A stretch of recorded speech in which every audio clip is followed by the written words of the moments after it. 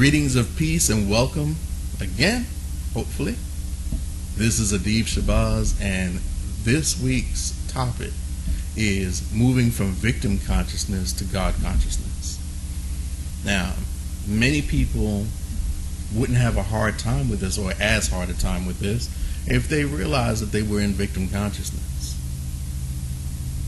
Most of us do not realize we're in victim consciousness. Most of us think that we're pretty balanced with life in our consciousness. Some of us even think that we are being courageous and being intelligent and being wise and being conscious and being aware of our situations and circumstances, and this is why we take action as we do. However, it comes across in universal language as victim consciousness. What's the concern about this? The concern is if we come across in victim consciousness, a consciousness born out of fear, then we will not produce the desired results when it comes down to law of attraction and law of action that we want, and therefore we will not get the results that we desire. So how do we shift this? First, we have to recognize what our victim consciousness is.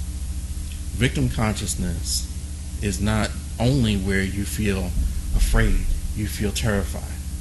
That's not the only case of victim consciousness.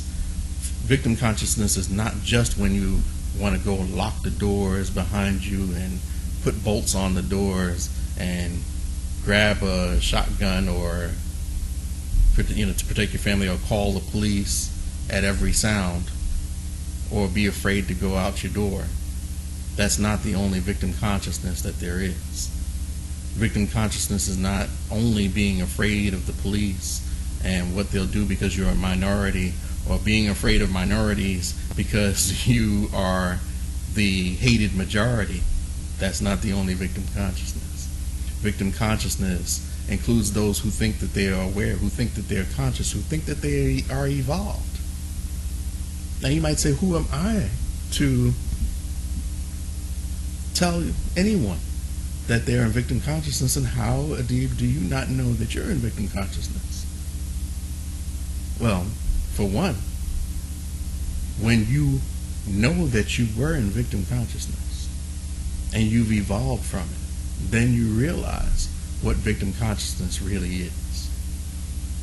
And with the help of many great teachers that I've had in respect and love, I've evolved from several levels of victim consciousness. And I'm not saying that I have arrived. I'm saying that I am in process. And I want to help others who are in process or who want to get into process to evolve out of their victim consciousness and into their God consciousness. We are all on a journey when it concerns that. Some of you might find what I have to say to be a help in evolving from a certain state or a certain level of victim consciousness to God consciousness. So I want to make that clear. I, from an early age, can recall being in victim consciousness. I felt that when I left the projects, the housing project I grew up in for almost the first 10 years of my life, from right out of the hospital from birth to 2 months shy of my 10th birthday, I lived in a housing project in Brooklyn, New York City. And housing projects in Brooklyn, New York are not the safest places in the world, but I felt at home. I felt at peace. I felt comfortable where I was at. I was home.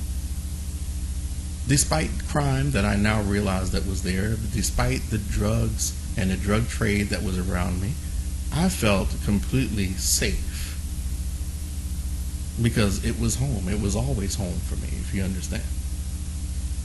When I left, however, and moved to a suburban house, or a semi-suburban house in Queens, New York, of course it was safer, and I felt safe. I was living with my grandmother, and I felt safe with my grandmother. But my mother decided to keep me in school in Brooklyn. So my address hadn't changed from my father's address. He still lived in the housing projects in Brooklyn, and they had divorced, so my address remained in Brooklyn, but I stayed in Queens with my mother. So I continued to go to the same school, which was now a 2-hour ride on public transportation away from where I stayed at, my new home. Now, what was not making me feel safe, what was not making me feel secure, and what made me very afraid was riding on the New York City transit system by myself at just short of 10 years old, and up until the time I was about 12, or from 10 years old on. I mean, I never stopped, but riding by myself starting just before my 10th birthday. And I had ridden the train system for a while, but I hadn't ridden by myself. Now, this was in the 1970s, and New York City had gone through a lot of economic crisis. Things were not even as safe as they are now. People may not think they're safe now, but they were nowhere near as safe as they are now, as far as the conditions you'd find on a New York City subway. So, it was very poorly lit, very dirty, very dangerous, and crime was at an all-time high. And I got robbed often, and it bred a lot of fear. And the more fear it bred, the more I got robbed. And they'd take any little bit of trinkets they could get, but it was terrifying to me at 10 and 11 and 12 years old. But shortly after my 12th birthday, I made a decision that I did not want to be a victim anymore. I don't want to be afraid. And I took action to change my condition. The next time somebody comes up and tries to rob me, I'm taking action. So sure enough, 3 guys came up to me, three preteens or teens, early teens came up to me as a group and attempted to rob me, and I fought back. I fought back and I ran. I fought back, I ran with my stuff, and I got away. And I thought about it and I said, I'm never going to let this happen to me again. It was a step in the direction. Yes, I still ran. And yes, I was still afraid, but I stood up to my fears and I said, you know what? If I can stand up that much, I can stand up even more. And I made a shift. Now that I recognize it in my own 12-year-old way, I made a shift in consciousness. I knew nothing about law of attraction. I knew nothing about any of these things, but I knew that I wanted to stop being afraid. And now that I look back, I've never been robbed again. And people just don't approach me like that. They didn't approach me like that for the rest of my time that I was 12. They didn't approach me like that through my teenage years. I walked through the most dangerous neighborhoods in New York and was never even attempted to be robbed. My mind had changed. Nothing else changed about me. I didn't go and become, go from the 98-pound weakling to the Incredible Hulk. Sure, I joined a football team and worked out, and of course eventually got more physically imposing than I was before, but nothing changed about me except my mindset at first. And my mindset changing was enough. And we have to all change our mindset. We all have to make that shift. But we first have to be aware that we're afraid. We first have to be aware that we're creating a victim consciousness. And most of us don't even recognize the type of fear. But if we don't get a grip on that, then we won't actually be able to use law of attraction. And if we don't use law of attraction, then our law of action will put us in a different result than what we desire. So we have to get ourselves in order so that we can actually use law of attraction and law of action to get what we desire, and not continue to repeat to get what we hate, fear, despise, just what we don't want. and we often don't understand why it keeps on coming to us. Now, a lot of people, for instance, on a political scale say, President Obama, he's trying to take away all of our freedoms. He's enacted the NDAA, and he's enforcing the Patriot Act, and he is using these drones on citizens of the United States, and our freedoms, our rights are melting away. And this is a daily mantra for certain politically aware people who are very intelligent, by the way. And as a fellow person who has been involved in politics in the past, who has a political science degree, who has been involved on the level of being a political party official, I'm very aware of these things. I'm very aware of the actions that are being taken, and I'm not saying that any of these people are wrong. So those of you who are listening who are saying, well, Adib, that is what's going on, I'm not telling you that you're wrong. When you can say the Republicans are trying to take away our rights, some people agree with President Obama but feel that the Republicans are trying to take away our rights. They feel that the Republicans are doing us a disservice and trying to block Obama from actually making progress. Some feel that the Republicans are trying to put black people back in slavery. I've heard that also. If that is your daily or weekly mantra, then you're breeding fear within yourself. You're also breeding a level of powerlessness because you feel that someone else has control over you and your family and your community rather than yourself. And again, anytime you put the loci of power outside of yourself, you are breeding fear. You're breeding a victim consciousness. Some people say Democrat, Republican, it doesn't matter. They're both plotting to put us under martial law. One way or the other, they're going to get us. So it doesn't matter. That's kind of just throwing your hands up and saying it doesn't matter who we vote for. It doesn't matter what we do. We're doomed. We're doomed. And that's the message that is coming across, regardless of the intellectualism that's put into it, regardless of the supporting evidence. As a matter of fact, the more supporting evidence, the more intelligently it's placed, the more imposing that thought becomes. And of course, people will say, a lot of people are saying the Illuminati is in control, and the Illuminati controls what goes on, and it doesn't matter who's in office because they're all owned by the Illuminati. Some people, instead of using the word Illuminati, will say the 1%.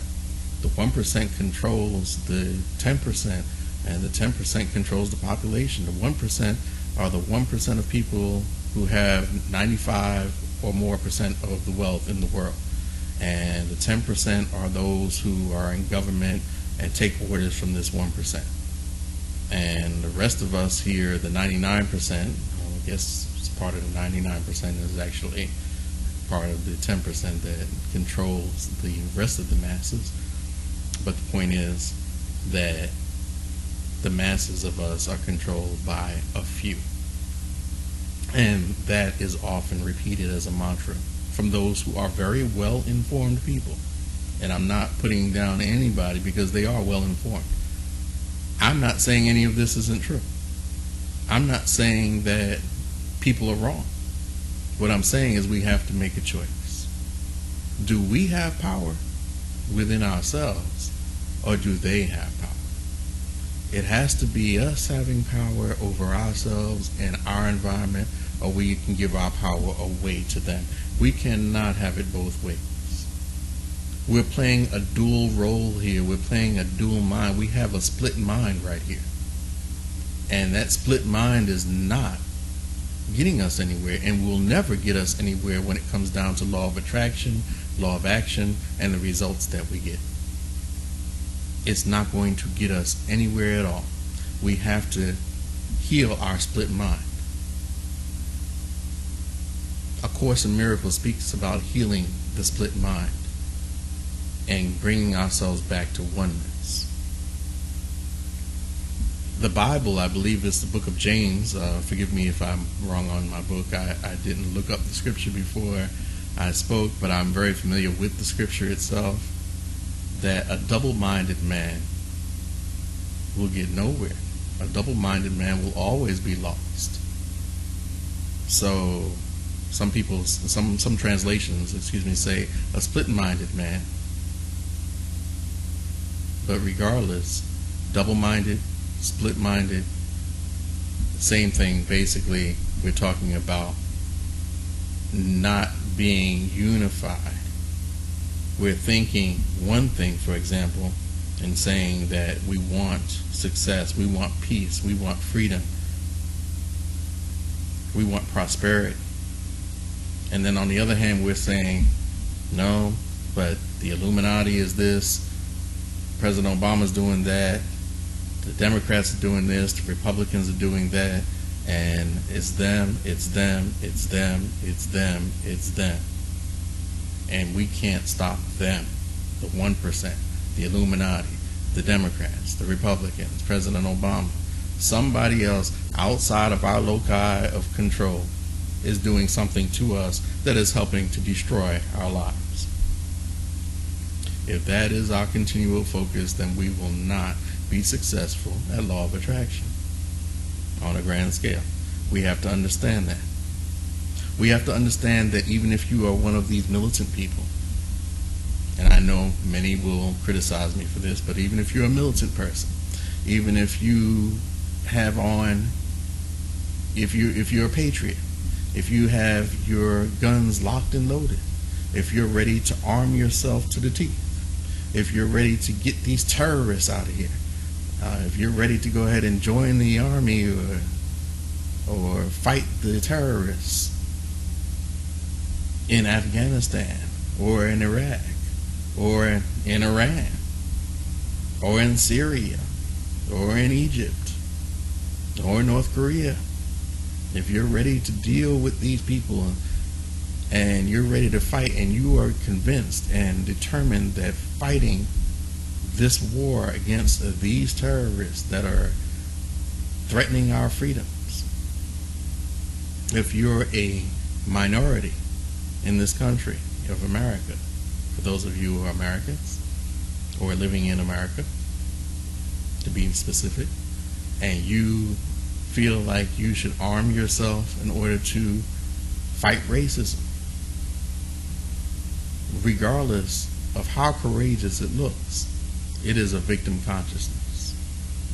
And we have to really understand that. I'm not saying anything against those who arm themselves. I'm not speaking against arming yourself. I'm not speaking against your Second Amendment rights. I'm not saying that you should arm yourself, and I'm not saying you shouldn't.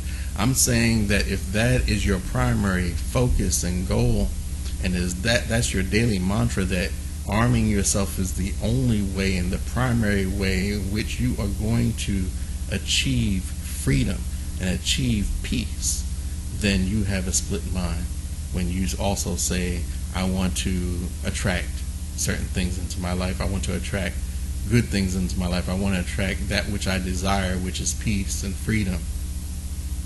There's a split mind because you feel as though you must be on the offensive and get rid of those who threaten your freedom as though it could be threatened. See, there is a split mind there. We have to shift our attention. We have to shift our attention inward to achieve that God consciousness. No matter whether you're coming from a Christian background, a background in Islam, Buddhism, Judaism, Hebrew Israelite, whether you're an agnostic, New Thought, doesn't matter, metaphysical, you have to shift your attention inward.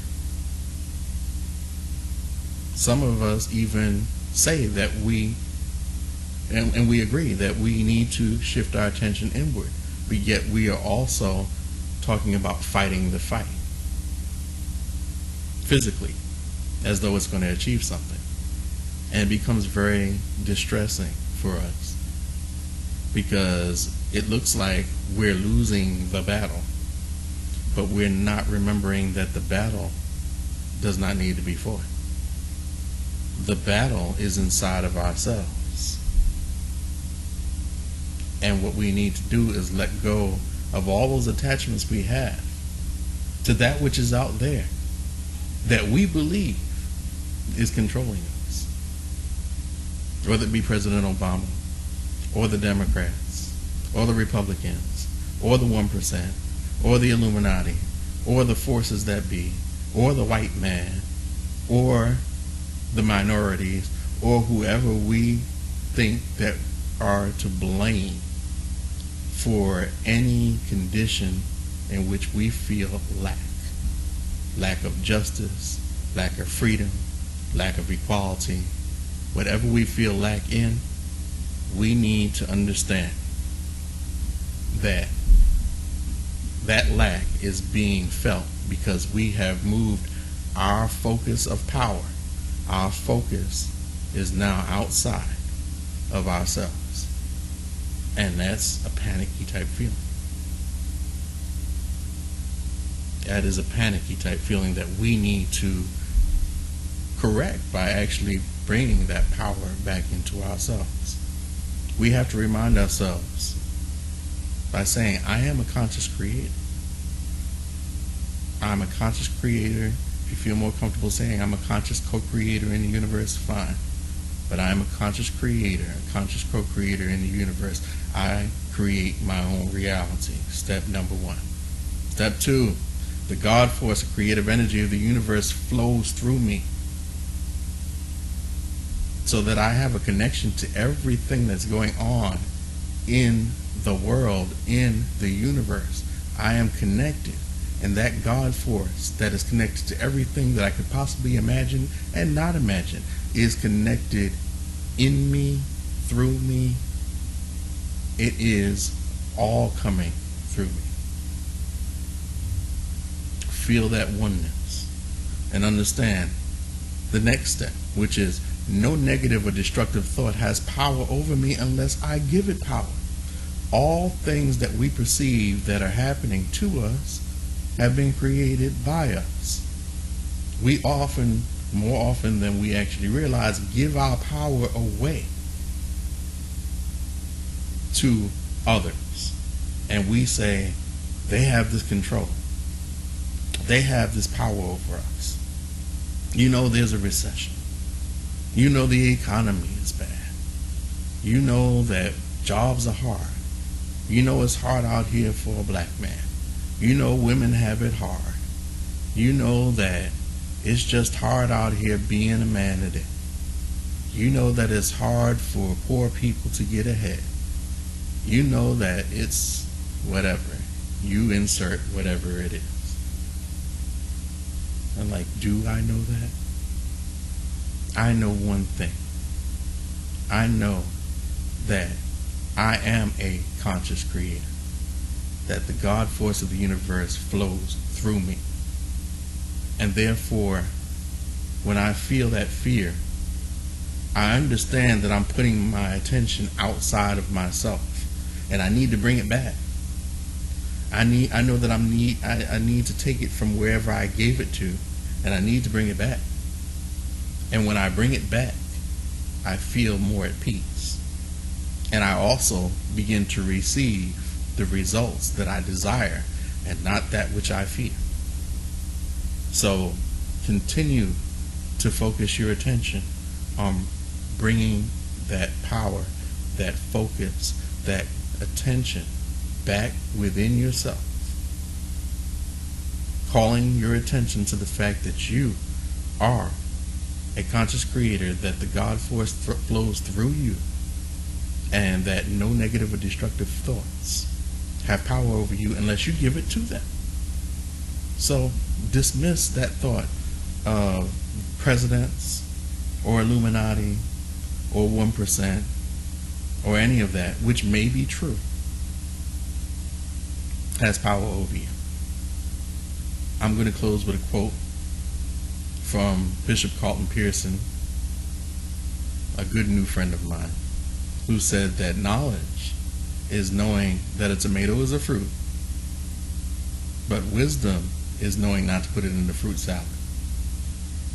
I'm not denying anybody's knowledge here, just imploring you to use a different type of wisdom to reach the understanding that we are in control and not anybody else.